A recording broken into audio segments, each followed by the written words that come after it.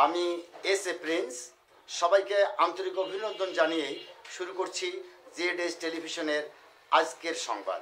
রংপুর কোতোয়ালি থানা পুলিশের অভিযানকে কেন্দ্র করে রংপুরের সদ্য পুষ্করণী কেশবপুর পূর্বপাড়ায় বাদী আজাদের উপর হামলা চালিয়েছে মুন্নাফ, মনসের ও মাজেদ গংরা।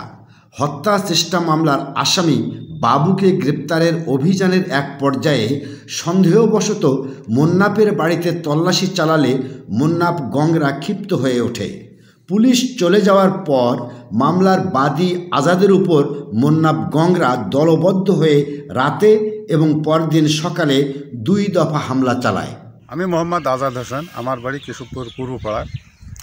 ইতিপূর্বে আমাকে হত্যার আসামি বাবুকে ধরতে আসিয়ে গভীর রাইতে ওর বাড়ি তল্লাশি করে এবং মুন্নাফের বাড়ি তল্লাশি করার পর ওরা রাইতে পুলিশেরা চলে যাওয়ার পর পরের দিন সকালবেলা আমি যখন ওই রাস্তার উপরে আসার পরে মনসেব এবং তার ভাই এবং মুন্নাফ নিয়ে এরা লাঠি সোনা নিয়ে আমাকে হত্যার জন্য আবার খুবই চেষ্টা করার পরে আমি কোনো উপায় না কৌশলে আমি ওখান থেকে সরে যাই।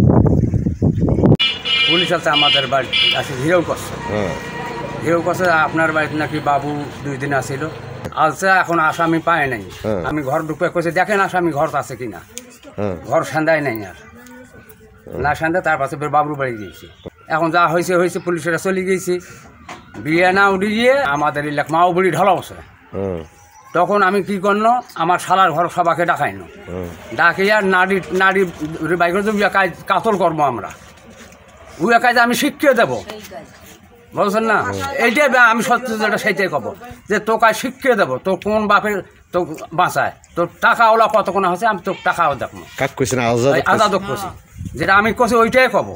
আসামি আটে আছে, আমার কষ্ট আটে আছে। দিয়ে না সকালে মেলা ধরনের বক্তব্য ধরছে, খারাপ ভাষা করিয়ে। ওই তখন কিন্তু ওইখানে শুকনো মানুষ উঠে যায়, তুই কি না গাছিস। News desk Z television.